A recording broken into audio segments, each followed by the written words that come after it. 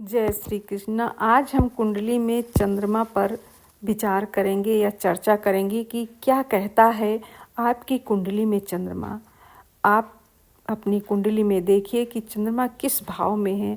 आज मैं चंद्रमा का अष्टम भाव में क्या प्रभाव होता है इसी पर वीडियो बनाई हूँ और इसी पर चर्चा करूँगी। मैं थोड़ा सा और ग्रहों के बारे में बताऊँगी कि क्या क्या संबंध होते हैं किससे। मान लीजिए चंद्रमा वृषभ राशि में है तो चंद्रमा वृषभ राशि में 3 डिग्री पर उच्च का होता है और सेम उल्टा अष्टम भाव में वृश्चिक राशि में चंद्रमा 3 डिग्री पर नीच का होता है। अब अष्टम भाव पर ही आज मैं बात कर रही हूँ। आगे जो वीडियो बनाऊंगी उस पर मैं वृषभ राशि में चंद्रमा जो उच्च का होता है उस पर चर्चा करूँगी। चंद्रमा 9 ग्रहों में काफ़ी महत्वपूर्ण स्थान रखता है। यह व्यक्ति के मन और आयु पर गहरा असर डालता है। यह शुरुआती समय के विकास में सबसे ज़्यादा असर डालता है।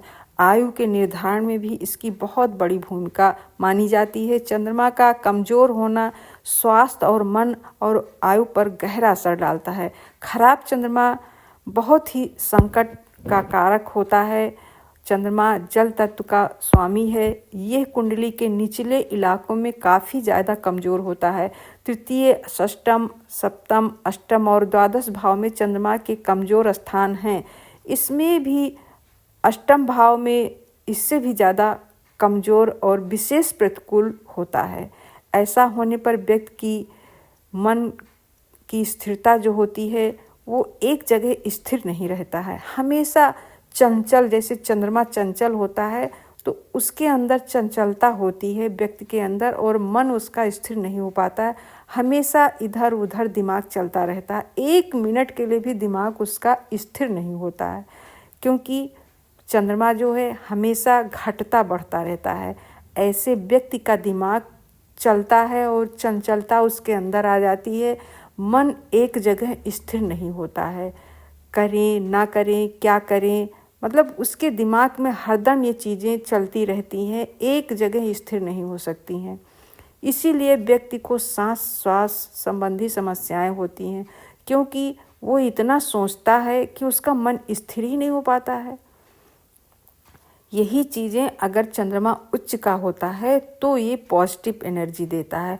अगर नीच का है, कमज़ोर स्थिति में है, तो ये नेगेटिव चीज़ें देता है।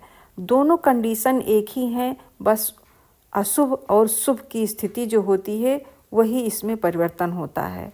ये माना जाता है कि ऐसा चंद्रमा मानसिक रोग, स्वास्थ्य संबंधी समस्याएं, माता की समस्याएं होती हैं। अगर ऐसा कंडीशन किसी के अंदर है तो माता का सम्मान कीजिए और उनको समय समय पर कोई उपहार देते रहिए। स्वास्थ्य संबंधी समस्याएं जो होती हैं, अगर चंद्रमा किसी का कमज़ोर होता है तो उसको पानी से खतरा होता है, क्योंकि अष्टम भाव में जब चंद्र होते हैं तो जातक को नदी, तालाब, समुद्र, कुएं, बावड़ी आदि में डूबने से या उससे पानी से, कहने का मतलब है पानी से खतरा होता है। जल जनित रोगों आदि से भी खतरा होता है। चंद्रमा मन का कारक होता है। यह बार बार जातक को आत्महत्या करने के लिए उकसाता है और मन को अशांत और चिंता जनित और दुखी करता है। मैंने सारी चीज़ें जो बताई है सेम ये चीज़ आप करना शुरू कर दें, इसके उपाय करना शुरू कर दें तो आपका चंद्रमा अशुभ फल नहीं देगा। चंद्रमा किसी का कमज़ोर है तो उसको पानी से खतरा होता है। पानी से खतरा होता है तो आप पानी को ऐसे उपयोग में लाएं या ऐसा कीजिए कि जिससे आपको उसका लाभ मिले। आप कहीं पर सार्वजनिक स्थान पर नल या बावड़ी या कुछ भी ऐसा पानी का प्रबंध कर दे जो सार्वजनिक जगह पर हो, क्योंकि जब वो पानी कोई पिएगा तो उसका फल आपको प्राप्त होगा। चंद्रमा आपका अशुभ है तो वो शुभ हो जाएगा। ऐसे सफ़ेद वस्तु का दान कर दीजिए, दूध दही का दान कर दीजिए और सफ़ेद वस्तुओं का दान कर दीजिए। पूर्णिमा के दिन चंद्रदेव को दूध मिश्रित जल से अर्घ्य दीजिए। उनके मंत्रों का जाप कर लीजिए।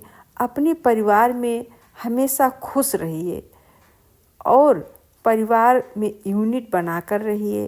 कभी भी गुस्से से मत बात कीजिए। अपने वाणी में संयमता लाइए, जिससे आपका चंद्रमा कमज़ोर ना होने पाए।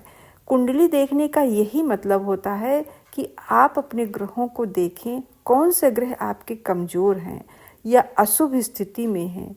उनके स्वभाव को आप जानिए, ग्रहों के स्वभाव को आप जानिए और अपने ऊपर उसको अप्लाई कीजिए कि ये मेरे ग्रह खराब हैं तो मुझे ऐसा ये काम नहीं करना है।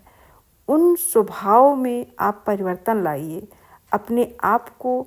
उससे ग्रहों का देखने का मतलब यही होता है कि जब हम देखेंगे कि ये ग्रह मेरे खराब हैं तो उन ग्रहों का जो स्वभाव होता है वो आप मत कीजिए।